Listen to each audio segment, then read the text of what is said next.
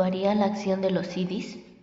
Según el yoga tántrico, el hombre está dotado de vainas, digamos, de vehículos, o si se prefiere la terminología esotérica, de cuerpos más sutiles que el cuerpo físico. La apertura de un chakra significaría tener acceso a uno de esos cuerpos sutiles, especie de dobles energéticos del cuerpo físico. Habría, pues, un cierto número de cuerpos, en principio 7, pero el número varía según las tradiciones de energía cada vez más sutil, desde el cuerpo físico hasta el nivel más alto. Última diferenciación en el seno de la energía primordial divina. Los siddhis se conseguirían mediante el control de la capacidad de actuar a nivel de esos envoltorios, por así decirlo.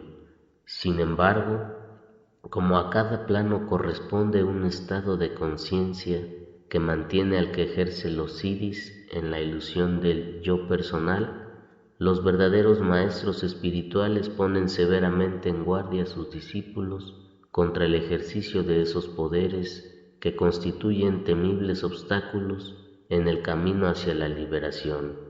Ramakrishna invitaba a evitar los siddhis como si se evita el fango, digámoslo así, pues quien fije en ellos su espíritu, en ellos se hundirá.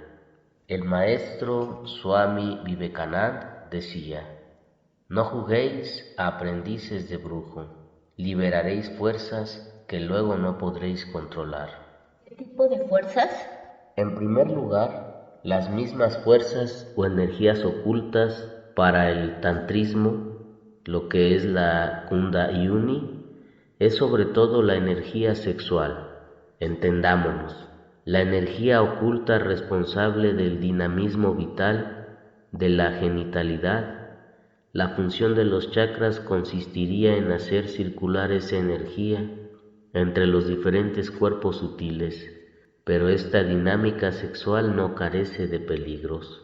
Por eso solo puede practicarse bajo la guía de un maestro y por yogis que hayan asimilado perfectamente las dos primeras etapas del camino, el yama y el niyama, y que hayan así alcanzado un perfecto dominio de sí mismos y la pureza del corazón.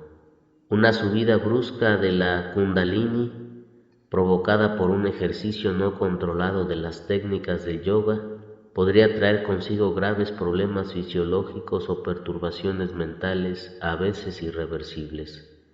Todas las doctrinas tradicionales insisten en el peligro para la salud física y mental de una apertura indebida de los chakras, pero hay que añadir otra advertencia más desconcertante y sin duda más preocupante que hacen los maestros respecto a la posibilidad para un aventurero presuntuoso de acabar, digámoslo así, infectado por entidades espirituales inferiores que se aprovecharían del estado de mediumnidad inducido por la apertura de los chakras para actuar sobre los cuerpos sutiles despertados de forma incontrolada. Sin ahondar más en este tema, quedémonos simplemente con esto, que en el hinduismo de esas entidades se habla en el contexto de una fuente llamada de atención contra la utilización de los poderes que desvían al adepto de la finalidad mística del camino que han emprendido. Me gustaría hablar un poco más sobre el procedimiento global que debe conducir al Samadhi. Acabamos de dar un largo rodeo para comprender la importancia que se da a las energías en la antropología hindú. ¿Pero qué tiene que ver esto con la meditación? Bueno, os recordaré, para empezar, que las posturas físicas y los ejercicios respiratorios constituyen la tercera y cuarta etapa del óctuple camino del yoga, en el que las 4 últimas se refieren a la meditación. Las 2 primeras se consideran que se han adquirido ya. Antes de empezar los asanas, todas estas etapas se exigen mutuamente y se viven de manera coordinada durante los periodos de práctica intensiva Se interrumpe la meditación con tiempos de posturas y de ejercicios respiratorios que preparan la reanudación del ejercicio mental. Todo converge hacia un mismo fin, el samadhi, de acuerdo a una serie de acercamientos diferentes y complementarios entre sí. Las posturas corporales ponen por obra una serie de torsiones de la columna vertebral a nivel de los chakras, en orden a activarlos. Estas torsiones van acompañadas de presiones en la base de la columna para provocar la subida de la kundalini. Hay monjes budistas que no dudan en dejarse caer sobre el coxis para provocar esa subida. Qué chistoso, ¿verdad? Los ejercicios respiratorios, el pranayama como su nombre indica, actúan sobre el prana dinamizando la circulación del mismo por los nadis. De lo que se trata es de lograr la disciplina y ayama de la respiración prana, o sea, el control del ritmo respiratorio que debe dejar de ser irregular para convertirse en estable y así poder desempeñar plenamente su poder vivificador. Una serie de técnicas especiales permiten ir reduciendo progresivamente ese ritmo, espaciando la inspiración y la expiración. La retención de la respiración, que se llama kumbhaka, le deja tiempo al prana para que baje hasta la base de la columna vertebral, donde despertará la kundalini. Esas técnicas se remontan probablemente a prácticas mágicas muy antiguas de un rito aborigen de la civilización antecitada, con la que los adeptos trataban de hacer suyos los poderes ocultos de los aires. Otros ejercicios respiratorios más intensos llevan en primer lugar a estados de hiperventilación. Su brusca interrupción favorece la suspensión de la respiración, produciendo una especie de vacío interior que aspira hacia arriba la kundalini. Recordemos que la experiencia de samadhi solo se consigue en un estado de hipoventilación extrema o de casi no respiración. Esas técnicas las practican los chamanes para poner en estado de trance.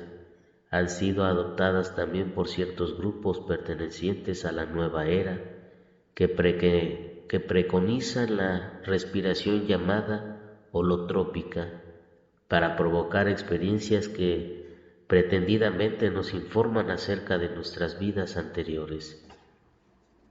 Finalmente, las diversas etapas de la meditación concurren también para la obtención de ese mismo efecto, a saber, la subida de la kundalini, pero por un esfuerzo de concentración psíquica y no mediante una actividad física. He dicho antes que en la mayoría de los casos, el estado de meditación se llegaba mediante la repetición de un mantra, compuesto de una o varias sílabas, es decir, de simples fonemas elegidos por su actividad al nivel de los chakras. Según la tradición, a cada chakra le corresponde un color y un sonido, es decir, una frecuencia en el espectro visible y acústico, característicos los dos. La repetición de un mantra o la concentración visual en el color correspondiente producen un fenómeno de resonancia que dinamiza el chakra en cuestión. La calidad de un mantra se demuestra por su capacidad para provocar de esa manera la subida de la kundalini a través de los chakras activados. Usted parece, pues, decir que los ejercicios de meditación tienden también a producir una transformación de la fisiología oculta. Mira, cuando la kundalini sakti ha subido de chakra en chakra, a lo largo de la columna vertebral hasta el séptimo centro, llamado la rueda de los 1000 pétalos, y se ha situado en lo alto del cráneo, puede por fin encontrarse con Shiva en un abrazo, fusionante que reunifica la gran energía divina primordial, más allá de todas las individualidades ilusorias. Este estado se simboliza con frecuencia mediante una especie de gorro puntiagudo sobre la cabeza de los sabios o de Buda en señal del despertar del chakra superior y por lo tanto en señal de iluminación. Su visión de hinduismo claramente monista, ¿no hay opiniones divergentes al respecto? El tema es vasto y complejo y por tanto difícil de tratar sin recurrir a términos técnicos.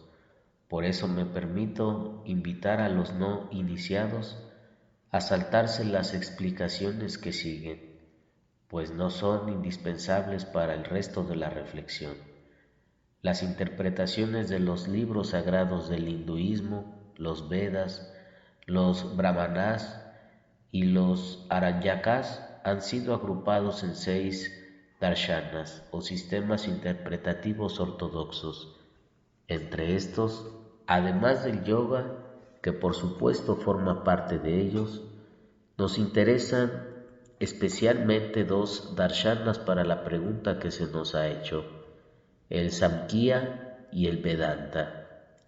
El Samkhya, que constituye el fundamento teórico del yoga, propone una imagen dualista del mundo a la que ya hemos aludido antes. Según ese sistema, habría 2 principios eternos e increados: el Purusha, que es el espíritu puro, sin ningún atributo, inmutable, totalmente pasivo, y el segundo, que es Prakriti, es decir, la materia, concebida como una fuerza activa y eficaz, o también en la naturaleza universal, dinámica siempre. Incluso la vida psíquica es un producto de la naturaleza y en ese sentido es material. El hombre no puede alcanzar un conocimiento natural del espíritu, pues entre Prakriti y Purusha existe una diferencia de orden ontológico. Por tanto, si el yoga se presenta como una disciplina ascética que abre un camino hacia Purusha, eso solo puede suceder mediante una superación de la naturaleza humana, un desprenderse de la naturaleza Prakriti. Un conocimiento así no puede ser intelectual, sino únicamente trascendental. El yogi solo puede llegar a Purus en la experiencia del Samadhi cuando su conciencia personal, que pertenece a Prakriti, se haya diluido, es decir, ya no se encuentre o haya desaparecido, por así decirlo. De esa manera la unión entre el espíritu y el cuerpo es sólo aparente, lo mismo que un vaso transparente parece de color, solo si colocamos delante de un objeto de color. Qué chistoso, ¿verdad? Así el espíritu parece afectado por la naturaleza a la que se adhiere, pero si se separa de ésta, aparecerá en su transparencia original. ¿Pretende esta escuela dar una interpretación metafísica del mundo? El Samkhya se presenta más bien como una búsqueda antropológica. No puede negarse que en esta visión se propone una cierta metafísica, pero no olvidemos que la perspectiva es sobre todo práctica. Lo que se busca es dar razón de llevar a la iluminación. Esa es la única finalidad.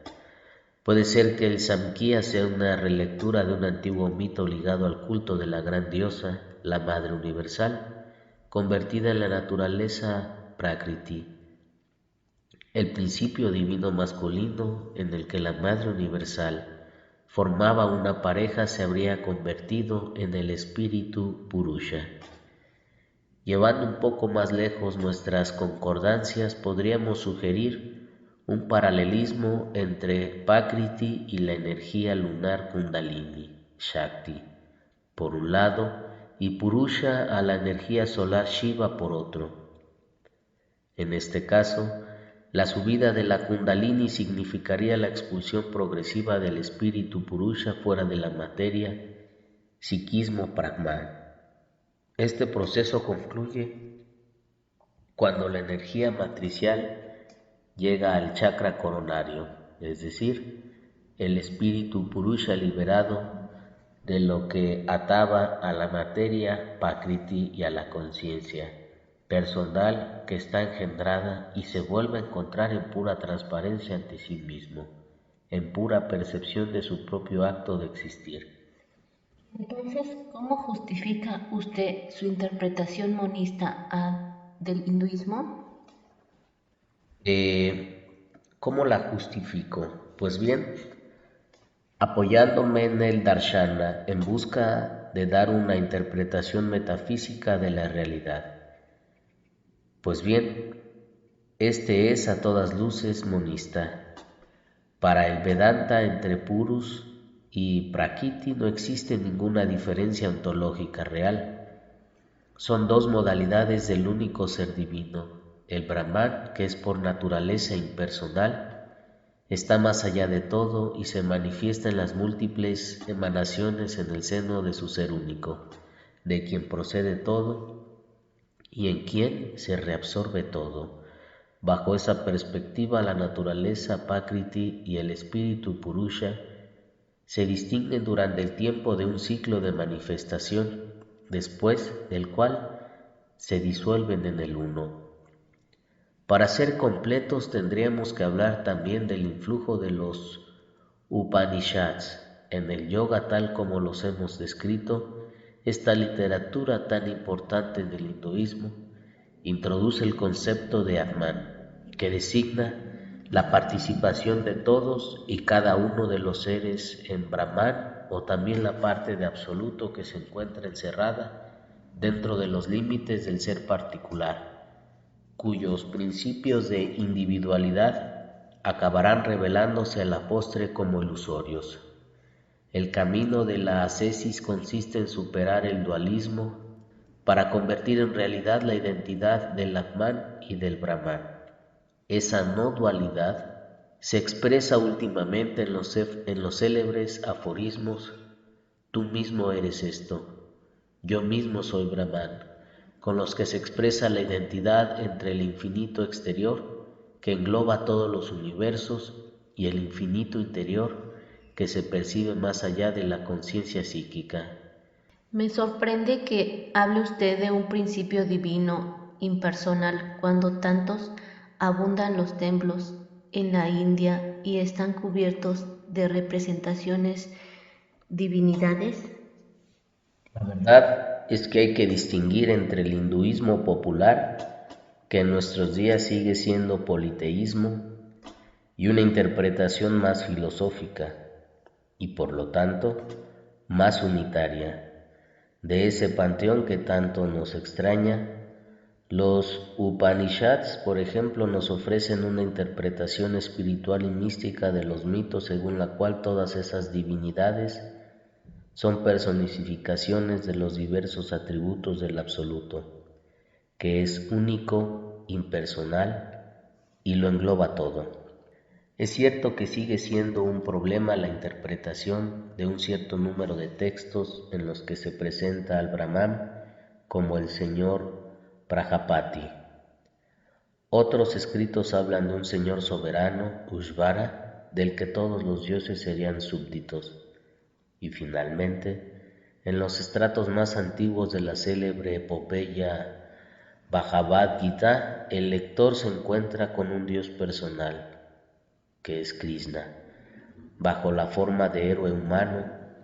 Sin embargo, las sucesivas reinterpretaciones de ese texto y en general de los escritos en los que se presenta un Dios personal van en la dirección de una abstracción cada vez mayor hacia un principio supremo neutro e impersonal. Repito que esto sigue siendo objeto de discusión, pues los escritos de referencia del hinduismo no son ante todo tratados, digámoslo así, como un tratado teórico, sino múltiples caminos que buscan llevar al hombre a vivir una experiencia. A todos se les invita a sacar de ellos lo más conveniente para su nivel personal. Por eso, para un hindú no hay contradicción alguna en yuxtaponer unos textos que presenten un principio divino impersonal con otros relatos que hagan hablar a un Dios personal. No obstante, yo creo que en el espíritu del hinduismo, el encuentro con un Dios personal que suponga que el yogi conserve el yo personal es tan solo una etapa y no la última en el camino de la liberación de la ilusión. La alteridad personal implica todavía una dualidad que el adepto tendrá que diluir en una identidad universal, y ésta solo puede ser impersonal. De todos modos, este es el contenido de la experiencia del Samadhi. Esa experiencia del Samadhi está considerada como rara y de corta duración. Sin embargo, escuchándole, uno tiene la impresión de que usted la ha vivido. Pues sí, durante los periodos de larga meditación, he tenido ocasión varias veces de vivir ese gran zambullida en el todo, es decir, una experiencia fascinante que marca a uno profundamente y que durante semanas e incluso durante meses deja huellas en la conciencia recuperada. Me ha quedado claro que esa experiencia no pertenece al registro sensible y psicológico que estamos utilizando en nuestro diálogo, pero ¿puede decirnos algo sobre ella, aunque sea de manera analógica o simbólica? Esa experiencia se anuncia mediante una retracción cada vez más fuerte de los sentidos, que lleva a la pérdida de la sensación del propio cuerpo. Al mismo tiempo que se detiene la actividad mental, los ruidos y otras percepciones exteriores curiosamente parecen interiorizarse hasta que el universo entero pasa a ser englobado en un sí impersonal que lo contiene todo. Ya no existe el yo, ya no hay más que el todo inmóvil en cuyo seno se despliega la danza cósmica. El tiempo se ha detenido, o más bien transcurre dentro de aquel sí intemporal que engloba también a todos los espacios según el grado de subida de la Kundalini, que puede ser sensible. O bien, la experiencia se intensifica hasta llegar a trascender la diversidad de los seres contenidos en el sí, y entonces lo único que queda es la experiencia de existir, una experiencia pura e incandescente y de una intensidad tal que no puede expresarse, que los hindúes calificaran Sakandana en el ser de la sabiduría y la beatitud, que representan las tres perfecciones intrínsecas del Brahman absoluto. A esta experiencia los hindúes la llaman Samadhi y en el bautismo Zen se le llama Satori. Solo el nombre es diferente. La experiencia de la vaciedad al final del camino propuesto por Buda es exactamente la misma que busca el yoga. En ninguno de los dos casos se recurre, para conseguirla, a un poder sobrenatural que intervenga para producir un efecto que trascienda las posibilidades de nuestra propia naturaleza. Por eso se suele calificar esta experiencia de natural, por oposición a aquella cuya justificación se encuentra en la intervención gratuita de un Dios trascendente y personal que no pertenece a nuestra naturaleza. En este último caso hablamos de una experiencia sobrenatural. Pero una experiencia simplemente natural puede calificarse, hablando con propiedad, de mística. La respuesta dependerá ciertamente de la manera en que definamos los términos. Creo que la experiencia mística puede definirse como el desenlace de una larga búsqueda del absoluto, del incondicionado, hacia el cual se ha puesto en camino el peregrino de lo invisible como respuesta a una nostalgia secreta, a una persistente requerimiento de su corazón inquieto. ¿No llevamos todos en nuestro interior el deseo de un encuentro plenificante con la esfera de los orígenes o de la patria? La aspiración a una plenitud que se encuentra por encima o más allá de la dispersión, vivida como una alienación. Pues bien, una llamada a salir de la mediocridad de nuestra vida diaria para lanzarnos hacia un ser absoluto, primero o hacia un todo trascendente, uno todo que esté sujeto a las limitaciones de la imperfección ni al desgaste del tiempo. Sin embargo, decir que ese absoluto debe ser trascendente no significa necesariamente que sea otro.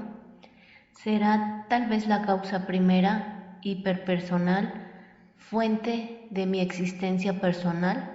Será tal vez el fondo impersonal de mi propia existencia por encima de mi individuación. Intuimos que no ha de existir más que una mística, aun cuando el punto de partida sea el mismo, la sed de absoluto, y aunque los primeros pasos se den juntos, o sea, hacia la interioridad, sin embargo los caminos no tardarán en separarse para llevar a experiencias inconciliables.